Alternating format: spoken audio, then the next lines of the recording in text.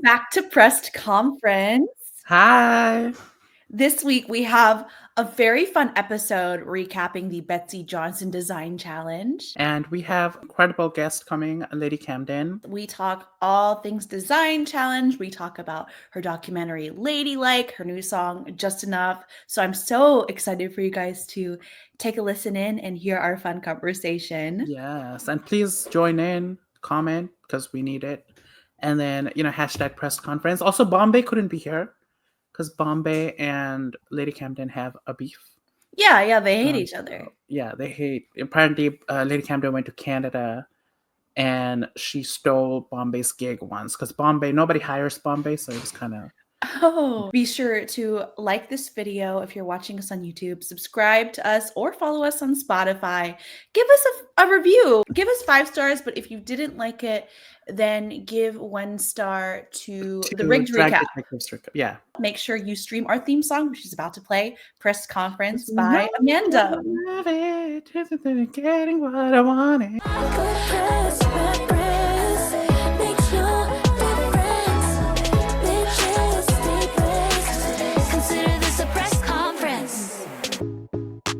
Hi, everybody. Welcome back to Press Conference. I'm here with my co-host, Amanda, because she's dumb as hell. So, today we have an incredible guest. She is the finalist of season 14. She's also the winner of All-Star 72. So please, everybody, give a round of applause for Lady Camden. Hi, Lady Camden. How are you? Oh, I can't wait for season 72. That's going to be the one that everyone needs to watch. Oh my gosh.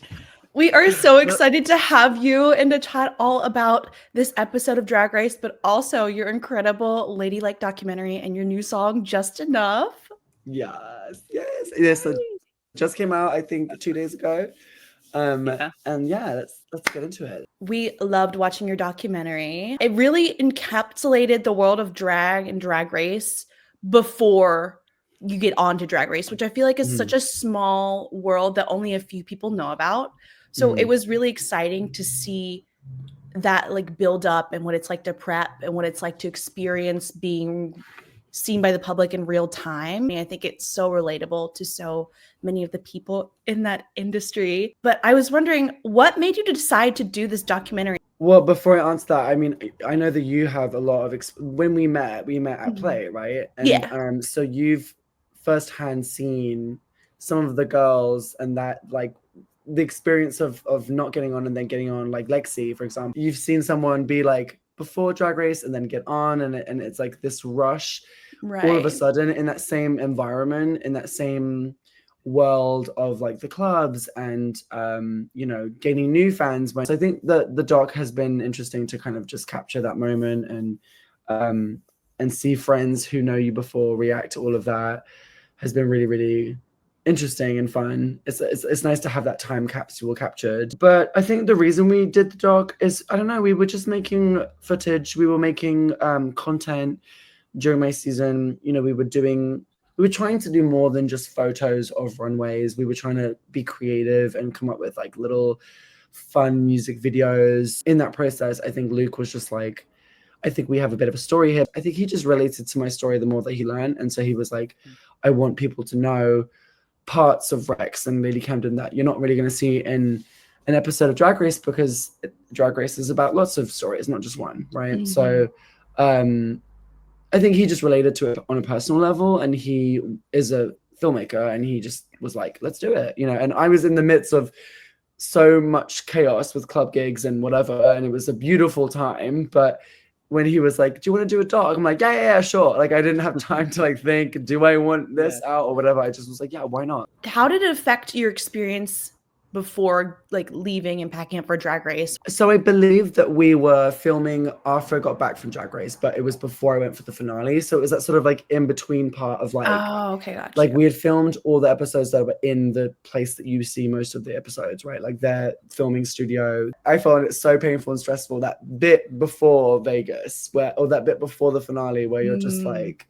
there are suddenly eyes on you and you haven't made all of your decisions yet. You haven't of what you're going to wear or what you're going to perform. And you can't think too much about it. So I really did my best to really ignore Luke and not pay attention to the fact that he was there. You don't have to be a trained actor to experience bad acting and fake, behavior. So I think I just tried really hard to talk to Luke like a friend and not hold back on stuff. And I think the same goes for Drag Race, honestly. Like when you go through that experience, your first couple episodes, not everyone, but for me, I was like, oh my God, the camera's on, say something funny. I was like, I am the British girl and I do ballet. Yeah. Like I was trying so hard to just be interesting, not someone else, but just have people care about who you are. And, you've got 13 other bitches doing the same thing, and some of them are really good at it and really good at just grabbing the room's attention.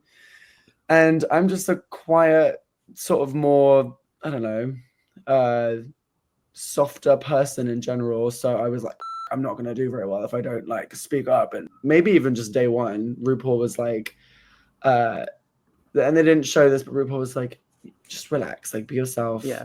You're producing yourself right now. Like he looked at me in the eyes and was like, don't do all that. Like just be yourself. Let us fall in love with you. Don't like put something on. And it was kind of mortifying because when someone says that to you, you're like, oh God, I'm doing a bad job. I'm like, I suck at this, but I think because of that experience, I was like, well, if I want to stay here, then I really have to listen and really relax and be myself. And I think shortly after that, I learned the power of just ignoring the cameras. We fall in love with the girls when we feel like they don't feel like they're being watched, like we feel like they are just being themselves. Your documentary does go into more about your life experiences before the show and everything. How was there ever a hesitation of like how much you wanted to be vulnerable, how much in detail you wanted to talk about your life? Like, was there any discussions about that hesitation? Yeah, there was discussion. I think Luke knew I didn't want to get into some dark things, but at the same time, it's like, I don't know. I thought about it. I was like, do I want to talk about like, family members that passed away and like friction with family members afterwards? Because sometimes when someone passes away in the family, when you're young, it creates drama outside of the passing away. It creates like such and such is fighting with such and such at the funeral, and like such and such doesn't speak to such and such now, and it's awkward, and it's in some ways it's no one's business, right? But I don't know. I think in an effort to not overthink it, I think I just tried to talk and just be honest and be like, my honest feeling was just that, you, when you go home after doing something like Drag Race, you expect or you want to have that moment of like, look, everyone, I made it. Everything's great. I won. Spoiler alert, didn't win. But that feeling of like, isn't everyone proud of me? And you do in some ways, but I think as queer people, like when you go home as an adult, things just shift and change, and sometimes it's not what you pictured. And I think that's kind of what this documentary is about. Like it's just the complications of how you evolve when you leave home, and how you when you go home, it's not the same as it was when you were 10 years old, and sometimes it's beautiful, but sometimes it brings up like darkness, I think. I the parts where you went back home and just seeing how everything had changed, meeting old people, friends, and all that stuff, it kind of reminded, like, I related to that a lot, because when I go back to, like, I went back to Nepal in like 2021, and it felt like so much had changed, and then it was just such a weird experience just going back to the place where I like grew up. So yeah, I really related to that in your documentary. Like, I just really liked it. Thank you. I mean, yeah, I think you just don't, I don't know, it's weird, right? It's like you go home, and obviously there are certain things that are interesting, like, so to give you an example, like Luke was just like, let's go to your old stomping grounds. Let's go to like your old school, your old ballet school, your old this, da, da, da, da, da. And, at first you're like, oh my God, this is so crazy. Yay. And then sometimes you're like, no, actually, like there's one part where I reflected on it and I was like, I'm again, in an effort to be honest, I was like, actually, no, this was not fun. Like this was a really hard time. This was beautiful, and this part was awful. Like it's multifaceted. It's weird. It reminds you of the person that you were. And for me, and maybe this is relatable, I don't know. For me, when I was at a certain age, growing up in a high school where it's not celebrated to be queer, it's like better for you if you just shut the f up and don't say anything. And I couldn't even tell people I was doing ballet classes in fear that they would like tease me, which is so ridiculous. And that now I'm famous for being a crossdresser. Like it's so, you know, wild that I was afraid to tell people I did dance classes. But it was a reminder of that time where I felt oppressed and felt like I couldn't be myself. And then when you compare that to the experience of going on a reality TV show, and you quickly learn to drop all the armor that you have up and all of the weird protective mechanisms that you've developed as a queer child, when you suddenly get on a TV show and like you have to really be honest if you want to be successful, it's a quick lesson to learn. On a slightly lighter but still kind of niche note. Yeah, I'm sorry. I don't mean to get like heavy. No. This is good. This is good. Really? I was just like, I don't know. It's going to be so awkward if I don't acknowledge that it's so different. Your season was airing right as quarantine rules were slowly being relaxed. And in your documentary, such a short moment, but I saw you were doing press week virtually. And I remember that day. Joey Nolfi. I'm just kidding. It wasn't even Joey. Damn. I love Joey. But I remember that day really vividly because I helped Georgia set up her room. Oh my God. To get the lighting really? and stuff, her and her partner at the time. But it had me thinking, were there other moments that you had to experience virtually that are usually in person for your run or things adjacent to your run? When your city finds out that you're on Drag Race, sometimes there'll be news outlets that want to have a moment. And we had one that was actually in the dark, where, you know, I was zooming in and getting ready in the waiting room to like do an interview or whatever. And then I think something cut in, like some breaking news that was, or something that was more interesting, like cut in and was like, you know, sorry, we've got to cut this short, but thank you so much for being here. You know, I was in drag from the waist up, and then in my little like weird pajama pants. I was wearing Ninja Turtle pajama pants from the waist down. So that was a nice reminder that COVID was still among us. During Lady, like, we saw some positive and negative clips about your run from recap or review show hosts.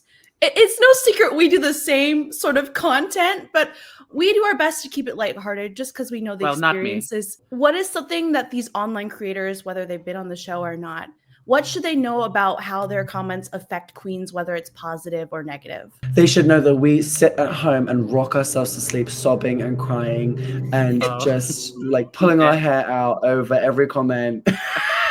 No, I mean, I can tell some of them don't give a crap. I think out of fear of my reaction, sometimes I wouldn't watch reaction shows if I felt like my runway wasn't my favorite. I was like, I don't need to know what these have to say about this runway because I know that it's not. Like, it could be better, or I know that it's like that I'll agree maybe with what they're saying and I don't need to hear it or something. I had to watch these for the doc, like because it makes it more interesting, right? Like sat me down and was like, okay, I need you to watch these. And I was like, really? Like whenever I would like watch a bad, like someone talking shit about a runway or something, I would like look at Luke while he's filming me and I'd be like, really? You know? And he was like, I'm sorry, but we need to know your reaction to what's going on. And, you know, this is important. Like he kept reminding me that it's for a greater cause, which is a beautiful film, right? That has ups and downs and arcs, but it's awkward as man. It's awkward when, you know, watching Gottmik, who is someone who, I don't know Gottmik personally, and I respect their craft. And I think it's awkward when you see someone that you respect be like tearing it apart. And it's worse when you kind of agree. It's like, you know what I mean? When you kind of understand where they're coming from, it's worse because you're like, yeah, I don't know. I don't think everyone should sugarcoat things. Sometimes when like Toot or Brute, when Raja and Raven like toot something when you know that they don't want to, you feel the frustration. I'm like, girl, just boot it. Like, even if you want to boot every runway, just be honest. Like sometimes no one served it, you know what I mean? Like, but you see them be like, oh, it's a soft toot, and I'm like, no, there's no soft toot, it's just toot or boot, you know? How do you think Drag Race has shaped Rex's relationship with Lady Camden? And do you think like this connection has deepened after Drag Race and the documentary? I think about this a lot because I don't know if I have a solid answer, but I think you get caught up in working a lot after Drag Race because a lot of us did not experience money. So I think when you are just booked, you're just grateful, thankful. I'm like, hoping that it doesn't end this cycle of club gigs, which inevitably it will slow down for everybody. In that time, I think I lost my connection to drag a little bit because I was just sort of going through the motions. And when you're on tour, I love being on tour. It's my favorite thing in the world, but you are kind of rinsing and repeating every day. So I think Drag Race just made life really fun because I get to have those moments and do club gigs and take time off, which I've never experienced in my life. Like that is such a luxury to have any week where I can just bob around and be a party monster. I don't know if Drag Race like did anything to my relationship to drag other than just give me opportunities to talk to you guys about my life and have fun. And so I'm trying to get back into old school feelings and vibes, back to that was running around the Castro in a Goodwill cut up and hot glued outfit. In your documentary, you had your first song that's been released since 2023, Just Enough. I feel like it tied in really well to a lot of you and your past child self sort of like crossing paths. Mm-hmm. Would you say that these lyrics in the song were a message to your younger self? I mean, yes, well, I would never do that. I feel like the kombucha girl. Well, Brittany. The intention behind the song, first of all, was just like to make music for the doc and have like something at the credits. Like, just to be honest, music licensing is insanely expensive. You wouldn't believe the money that these people are charging you to put clips of their music in your anything. Like, I see now why RuPaul makes albums music every single season. Because it's like, it's free. When we were writing it, so Daniel Mallory and I are friends. They're two friends of mine that live in LA, and I was introduced to a friend. And we wrote Dirty Secrets together. And then when it was coming time to write something for this film, we just got together and we were just talking about what you were saying, like a love letter to your younger self. Like, what are our experiences? I think my experiences are relatable to a lot of not only queer kids, but kids. I loved my curls. I loved my ginger hair, but around bullies, those were the things that I was ashamed of. And those were the things that I would try to just hide from everyone. And I think this song was an opportunity to be like, I don't know, like, You're Too Much is just enough for me. Like, I love You're Too Much. I think You're Too Much is sickening. We just got into those details. We got into like, what are the things that you were afraid to celebrate? So that wraps up our questions that we have for the documentary and the song. Mm-hmm. So let's go ahead and jump into talking about Drag Race this week. Yeah. So this week, the queens find out that the library is open and the reading challenge begins. Suzie ends up being the winner of this challenge, but who stood out to you all, and do you agree with the winner? Suzie Toot did make me laugh out loud. I think that's just like a real sign of like, yes, she's good, she's clever, she's quick. It's about pacing, Yeah. She was funny. I thought her and Sam Star were funny. I liked Onya Nurves, and then I noticed that a lot of the girls that had one read that made it into the edit, I'm like, what if that was the best one? Then I don't think the rest of them were probably very good, Mm-hmm. So you think the literacy level in this cast is not high? Is that? What are you saying? You don't think they finished school?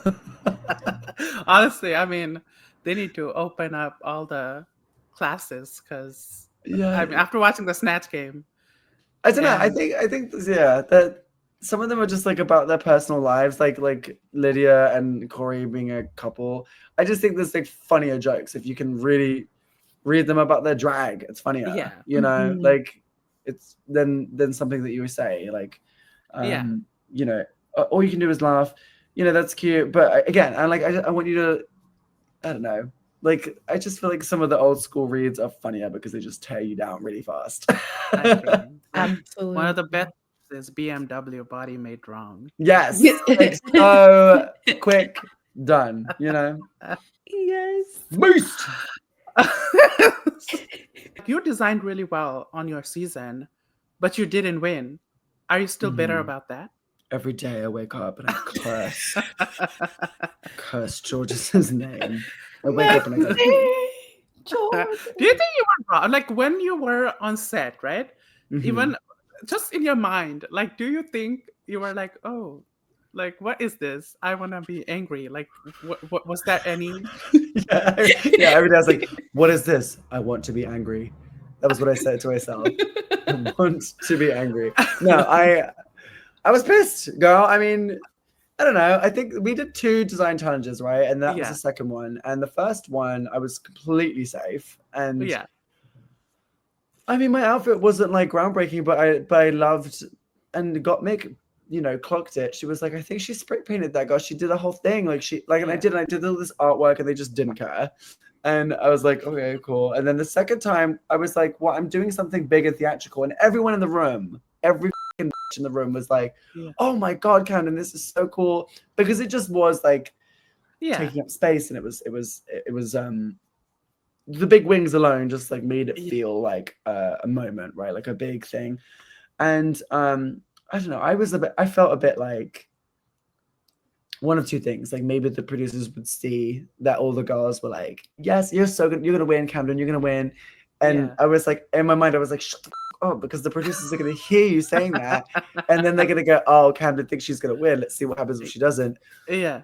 And then the other thing I was thinking was, if it wasn't that, then they really just were not interested in me like winning or doing well. Like they were really like, oh, it's great, okay, whatever. Like, and that made me like pissed, and it made me like quietly in my British soft way pissed. I wasn't like throwing shit in the room when I got back, but I was disappointed. I didn't want to even verbalize it because I don't know what to seem too cocky, but I was like, that was the first episode where I started to get mad because I felt like the judges just didn't really care about me. They didn't have a strong opinion. They were just sort of like, yeah, whatever.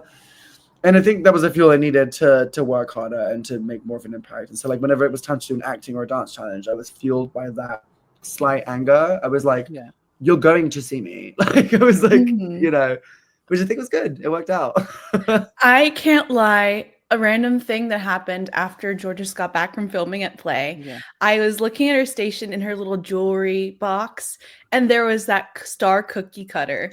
And I said, wow, Georges, I love that bracelet. It reminds me of like a cookie cutter. And then later I find out like the significance behind that darn cookie cutter. And I was like, oh, that's what that meant. I did feel bad because she was getting a bunch of hate, and I reached out to her like, and I was like, hey babe, like I hope that thing's cool, and she was sad, at one point. But I knew that she was going to quickly move on, and she did. And This week is another design challenge to create looks inspired by Betsey Johnson. So the queens chose from 3 categories: punk grunge flappers, Betsey's prom, and prenup.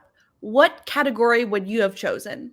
Betsey's prom would be what? Just like really fun 80s, like what would you do? I think I would do like a fun 80s prom tacky look, and I think that would be really, really fun. I think when I think of Betsey Johnson, I think of like Lisa Frank in fashion, like just like color, energy, fun. Nothing is boring. Nothing is like subdued.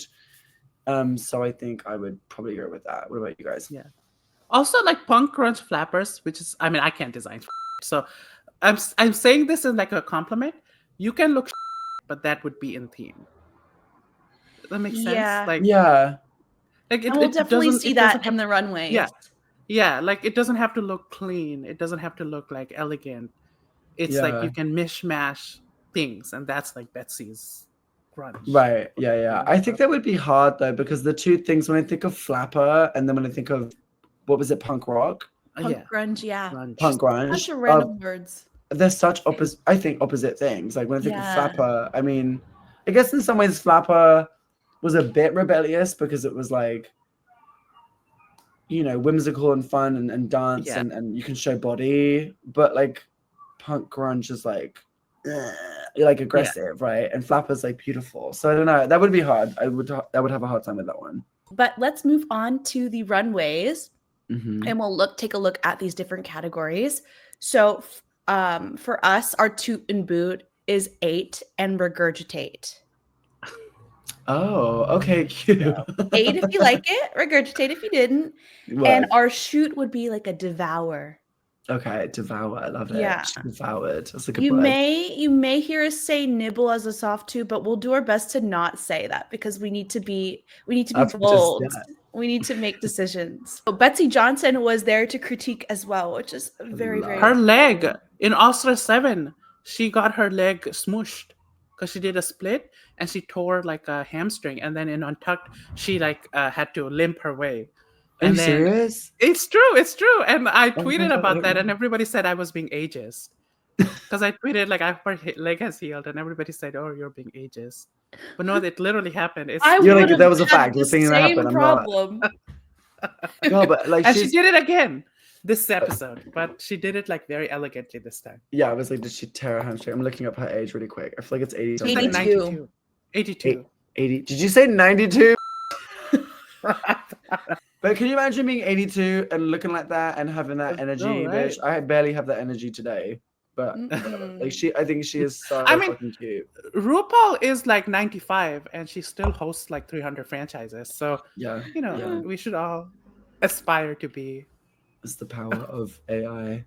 So let's move on to each runway. So Mhm. starting with the prenup collection, we have Mhm. Arietty. What do you think of this Lady Camden? I mean, Arietty is like the queen of the ball, right? Like she's her like the other ball that they did, really quite mind blowing. Like her transformation between each look was insane. Like the makeup, everything. I like that she thinks about the head to toe concept, and it's not just like a cute outfit that you would wear, but it's like an entire vibe. I think this is cool. I'm looking at the details. Would you give this an 8 or a regurgitate? Definitely 8. I think 8. I like how she went with like a different, a wedding, everybody will do white or something like that. So I like that she went with black. I liked it. This was my second favorite look of the night. I really enjoyed this. I'll give it an 8. Yeah. I mean, there's one thing Arietty can do, and that's design. Just one. Just one thing. I mean, I mean, I'm not even being shady. That's a fact. Like that was mean. I'm sorry. Arietty can do other things. I'm just being mean. We just haven't seen it yet. Yeah, and I Yeah. don't know. Next episode is the roast, so I don't know if we will see it this season. But I I'll love start. a good roast. Yeah. Well, with this cast, it might. Okay. I know. That's the thing. Like the winners season, the roast was great because they've done this all over the world, And but when you have new girls who are super young, I don't think that the roast is always like the best episode. Exactly. Like the musical is usually great because they're all talented and they can all dance and sing and act, but like a roast requires like years of bitterness and like hating people, I think you need to be like mean and cutthroat to do a roast well. So Nira, you would thrive. I think I would thrive. Well, you would thrive, yes. Yeah. For sure. I give Arietty's look an 8 as well. This is from the punk grunge flappers category. We have Jules Sparkles. I really like that. That is what it looks like grunge punk flapper. You know what I mean? Somebody said she looked like Fifi O'Hara when oh the face my gosh, happened in All Stars. She does look like Fifi. Damn. Oh no. It's definitely not my favorite look, but that's a hard category. I would not want that category. Like a grunge punk flapper is two different things to me. So, but that's just me. I don't know. I think she did a good job. Would I want to wear it? No. I agree with you because it just looks messy, and I know that's the point. Like that's the category itself, but not. I mean, you can. It looks a little messy, so I didn't love this Loki. I don't know that, but that's just personal preference. So, what are you giving it, Nero? I'll give it a nibble. Sorry, like I don't want to give it a regurgitate because it's a good, well-designed look, but it's just not aesthetically. I don't think it works for me per se, but yeah. I think she did. Sorry, go ahead. Oh, sorry. I was just gonna say nibble, but go ahead. I would say 8 because that's a hard category. So and I think she did great. So like that's the Yeah. point, right? Is like to be successful, whether you like it or Yeah. not. It's like Right. she did a good job. You know. Next, we have Lydia B Kollins. I just hate this theme. Like this Yeah. prompt. I don't like it. But I think she did again. She did what needed to be done in that category, right? Like this looks like flapper. This looks like grunge punk, whatever. Yeah. And her makeup was always really fun. I love her makeup. It's very. It reminds me of Betty a lot. Yes. And so I would say 8, but I don't. You know what I mean? Like the umbrella is what I'm mad at. I'm not mad at her. I'm mad at the dirt. You know? Yeah. Mm-hmm. I'm kind of mad at her because I think, look at the thing, it doesn't fit. It's like so loose. I'm kind of mad at her. Let loose.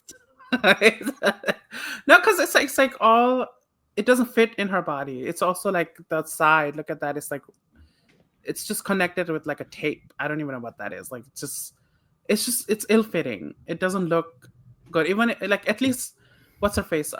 Jules, when she did hers, even though it wasn't the vibe that I personally like, it was well fitted and looked, clean. This just looks a little mess to me, so it's a regurgitate, unfortunately. Also, what is the concept? Is she supposed to be a spider?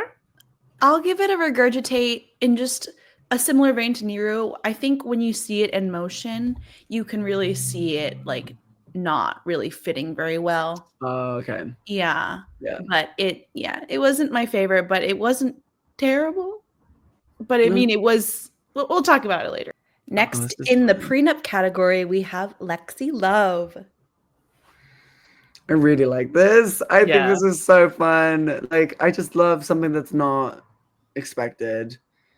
And it's like a giant veil, right? Kind of. Yeah. Mhm. Like, that's so fun. I love that. And I love that she's wearing like crazy colorful hair underneath something that's white because it just gives it a pop around her face. Yeah. And it draws attention to her face. This ballerina like lace up the leg is something that might have been a last minute like, oh, let's just do that to zhuzh it up a bit, but that's smart. I don't know, I like it. Yeah. When I think of Betsey Johnson, I just think, like I said, louder than life, an exclamation point. It's not refined, fierceness. It's like fun. It's like girls just want to have fun. Like that's what I think of when I think of Betsey Johnson, and this is so that. I think she smashed it. Love it. She Would did. you give this 8 regurgitate or devoured? Devour. Woo! Also, when I think of Betsey Johnson, I think of a senator. The name is so senator coded. Like a Republican senator. Like call Betsey Johnson if you don't want gay Are marriage. you thinking of Betsy DeVos or whatever? her Oh, name is? that's the one. Because it's kind of sounds like, you hate gay people? Call Betsey Johnson at 219-308. She'll take care of them. Do you hate gay people? Same. Let's talk about it. I think she looks incredible. This is a devour for me. This was my favorite look of the night. She should have won look, but we're gonna talk about that later. So She fun. was great. Also, like the wedding dress being so short that I think that's her undies, like it's showing a little bit. It's giving all like Takarina. I love it. Yes. I really, I don't really even like know if that's this. undie, but Yes. I also love this. I give this a devour. We'll talk about this later, and I understand why Jules won, but to me, this was the winner. We have Sam Starr.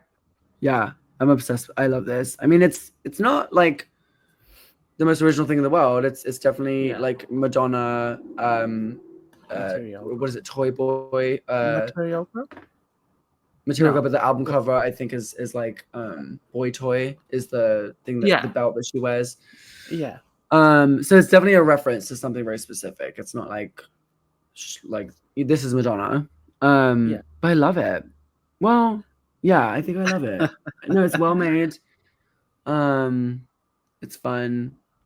I don't think these girls get that much time to like make it more detailed. Well, maybe some girls manage to make things look really, really detailed. But this looks well made, and I like the sort of yin and yang of it. I like that it's not all white. It makes it a little different. Mm-hmm. Yeah, I love it. I think it's great. What do you give it? 8. All right. I like it too. But you know how the challenge basically was to give your own flair to Betsey Johnson. And to me, this is not Sam Star. Like, it's just Madonna, by the way of like Betsey. So maybe like to challenge itself, she probably didn't quite do, but I still like the look. I think I'll give it a soft 8. I just think it's fun. Like, whenever I think I would wear something, I'm like, work, I would wear that. Like, I would wear that hair. It'd be so fun, Yeah.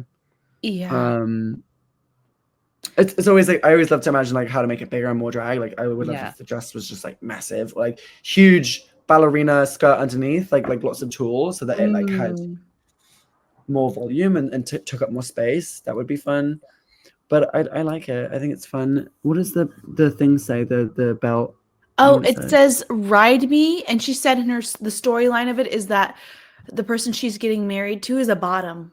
Right. I remember someone telling me this last night, and I was like, oh, I don't know, babe. I think I don't know if you're topping a lot of people. Maybe, I don't know. Troye Sivan's a top apparently, so I don't know. But and he's a top.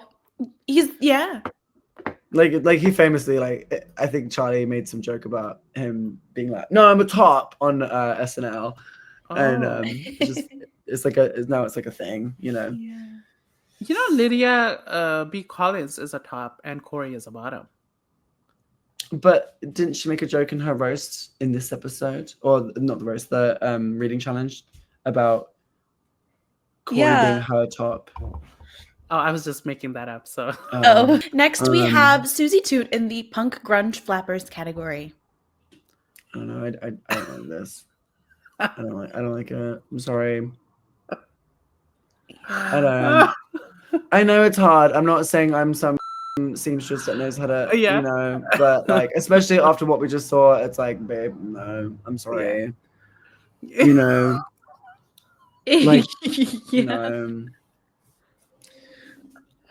I just I'm so sorry. You looking at that is so funny. Oh my god, the confusion. You know how I said the category the jewels and the other look was a little like messy, and the category itself is messy? I don't think this is messy enough. She should have gone full tacky. Like, it's just not successful. Yeah. It's not. I don't want to like rip it apart. I don't think I need to. You know what I mean? It's already ripped up on the sides. It's got the ripping. I don't need to go into details. It's just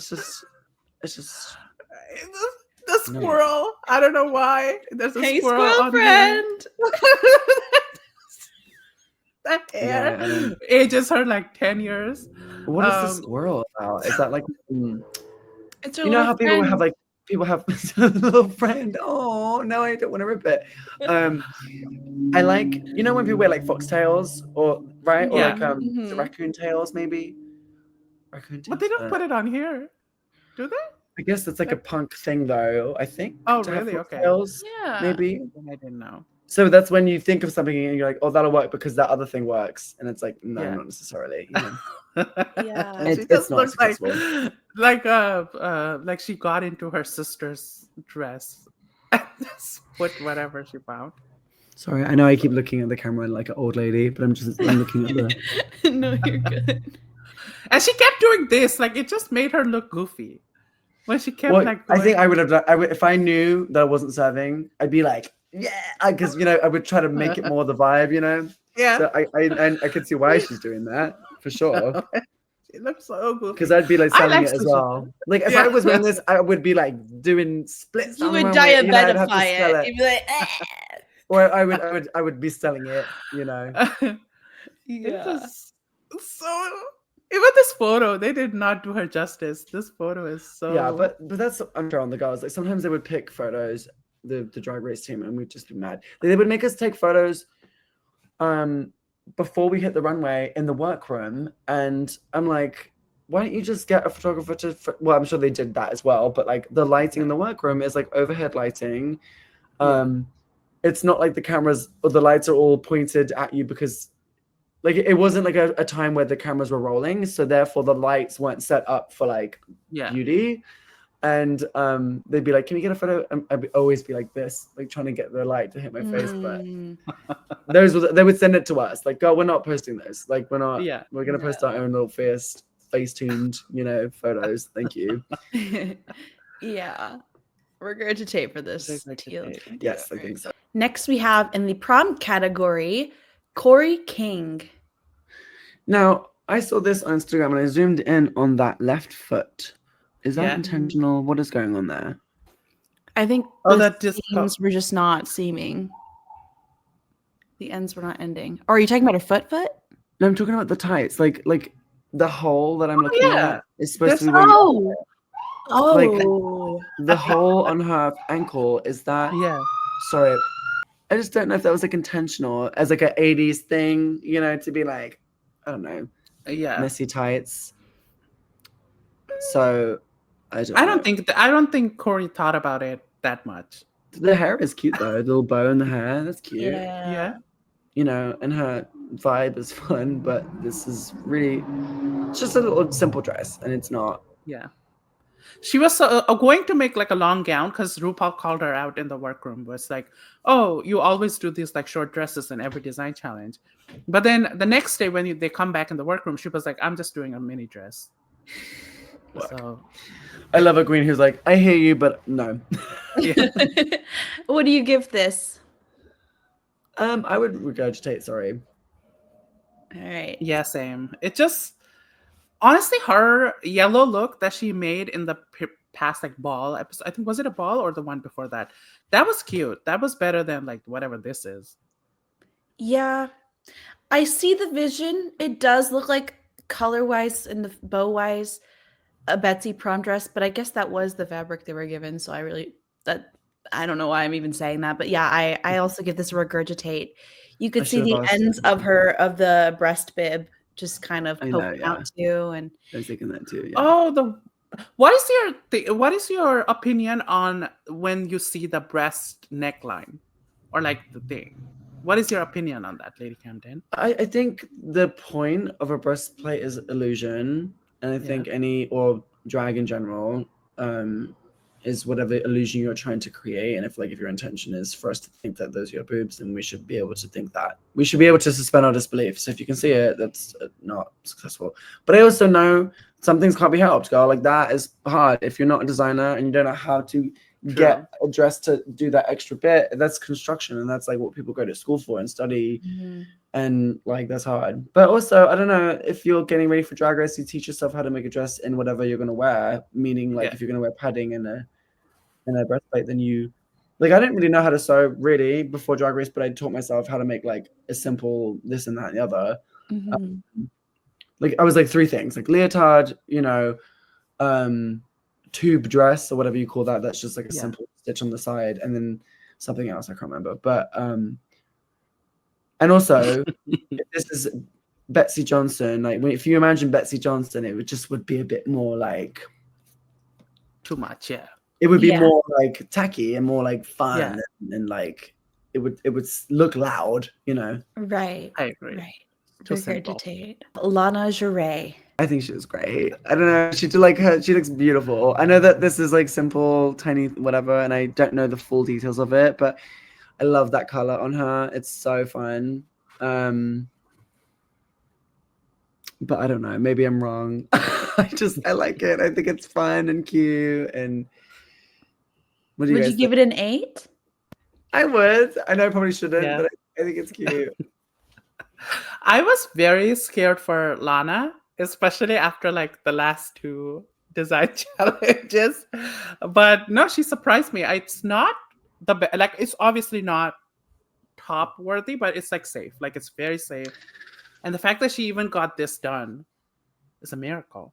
I feel like I'm like contradicting myself though, because the dress that Kori wore was not that different, right? It's like a small little dress. And I don't know why. But this looks good. But this is something she's never done on the runway before. I think I give it a nibble because I think she looks great, but it's not like a design outfit that like I would expect from someone that's really good at a design challenge. Like, I'd be like, oh, Yeah. Sure. What would you give this, Niru? Yeah, it's like a nibble for me too. Yeah, I have to agree. I'll give it a nibble as well. But probably the best design that she's done. Oh, So, yes, all these definitely. Next, in the prom category, we have Onya Nurve. This photo is so funny. Like you can, when you can hear a photo. Yeah.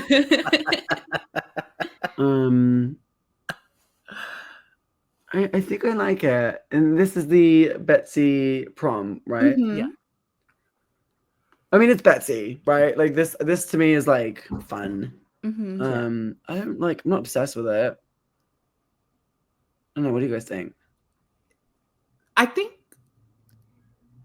When it's you zoom cute. in, like if No, you no. saw details, it's not Yeah, so it's the well. details of it was like a little because her elastic or whatnot was showing, and it's a little messy. But and I think the bow placement, if she had like made it more big, small, small, small, small, it gets smaller, or like small, big, big, big, big, big, like bigger, it would have made more cohesive. Because right now it's kind of like just 3 bows on a dress. It doesn't Mhm. look great, and the third bow is kind of ugly, but the first 2 are like fine.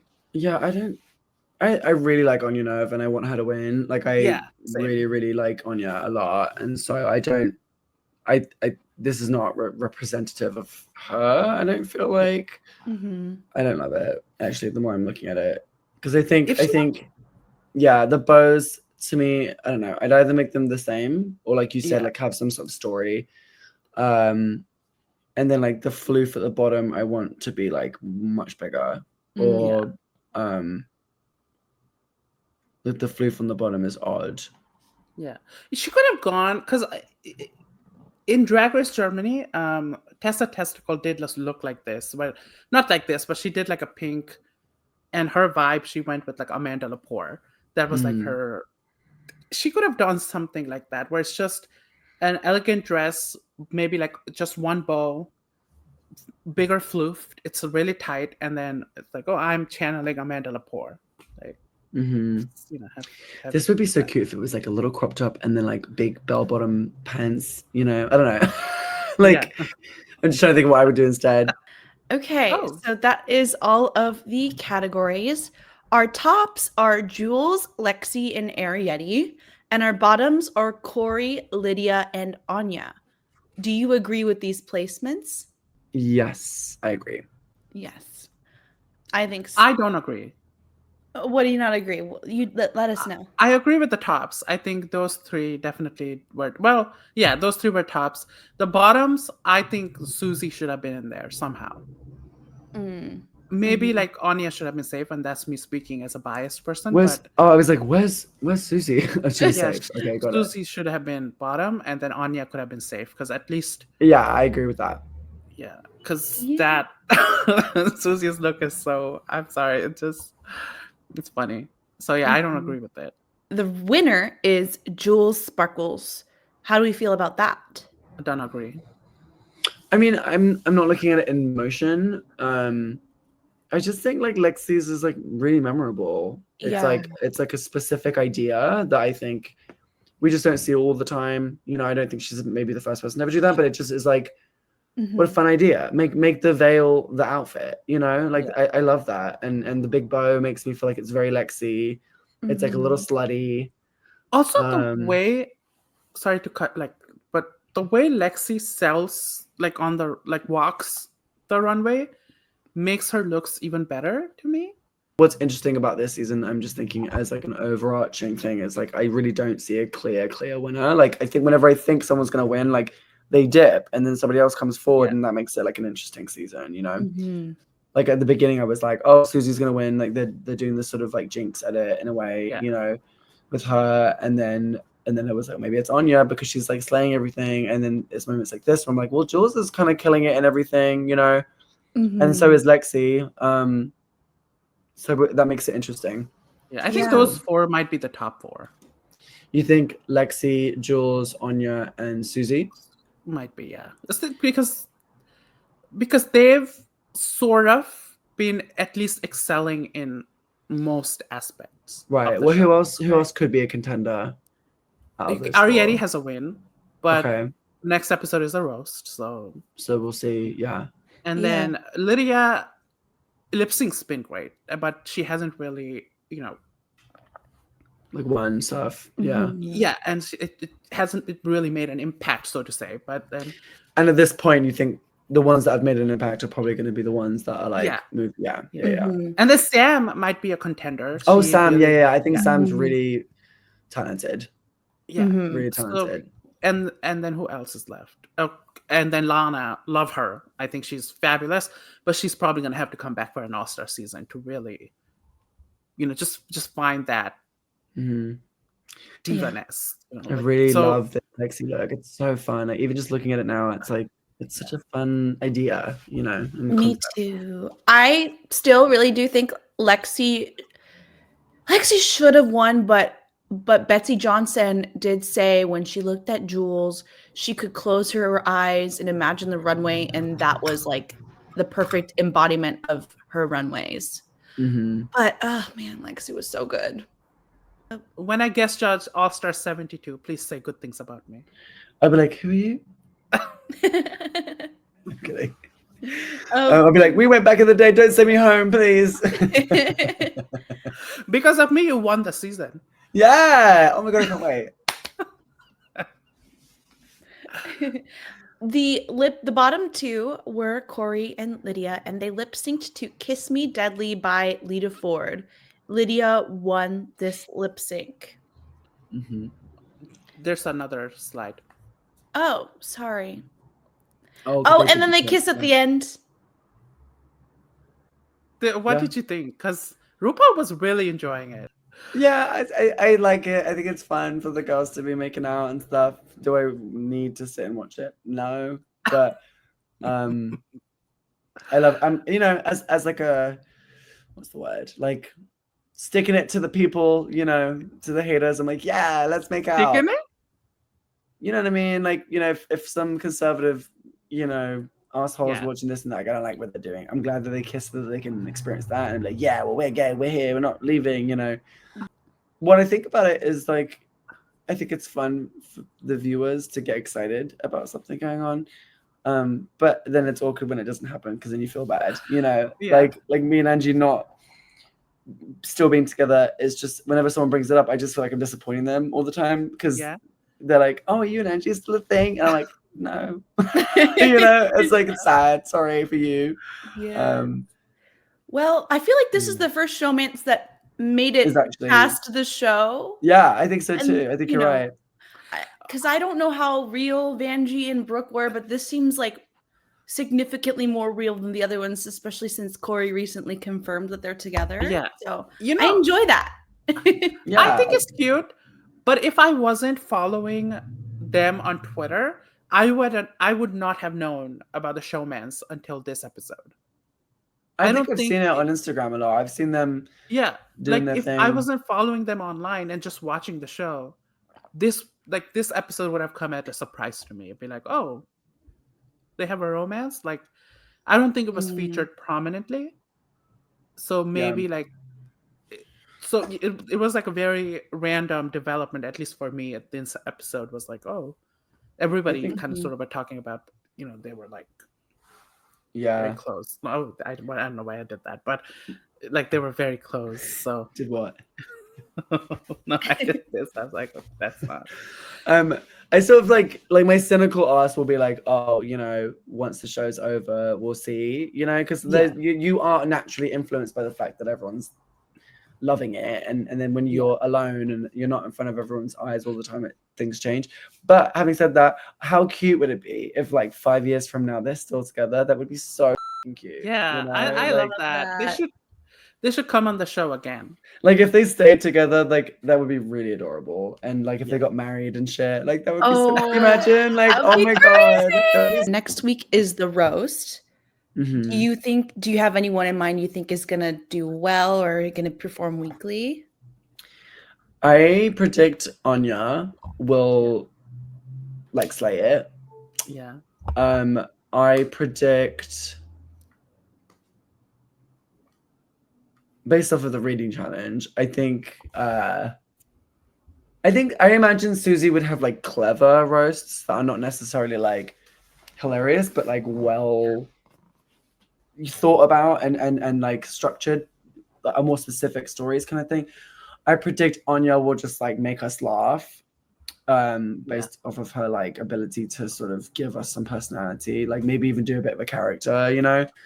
I think Lexi will like really go for it, and I think she'll have like hits and misses, you know. I think she'll do something and it's not funny, but because she's like bold, it'll be impactful.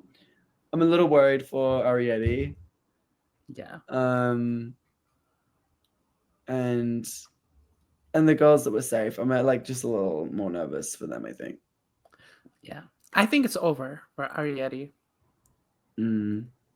Lights out. I think bottom make 2 sense. will be Lana and Arietty. As much as I love them both and I don't want them to go home, someone's going to go home. Yeah. Well, I want one of them to go home if it comes between Lana and Arietty. Okay. And it's not Lana. Sorry. Okay, hater. I'm just kidding. Lana is a friend. Lana, I love Lana. Yes, we have a bias there. Yeah. Yeah. Thank you so much, Lady Camden, for coming and joining us on the podcast. It was so much fun. Thanks for having me. It's been fun. A little chit chat, catch up on the season, you know. I'm excited. Yeah. Wait, before you go, you're British. What's your favorite British movie?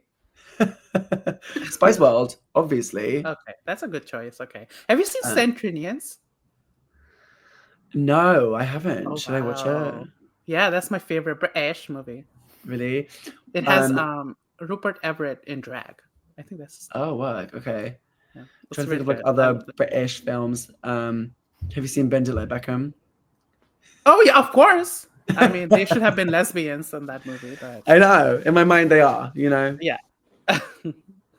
I love British movies. Everyone, make sure you watch Ladylike, the documentary. Stream Just Enough by Lady Camden. Get all the Lady Camden content you need to get in because it's amazing.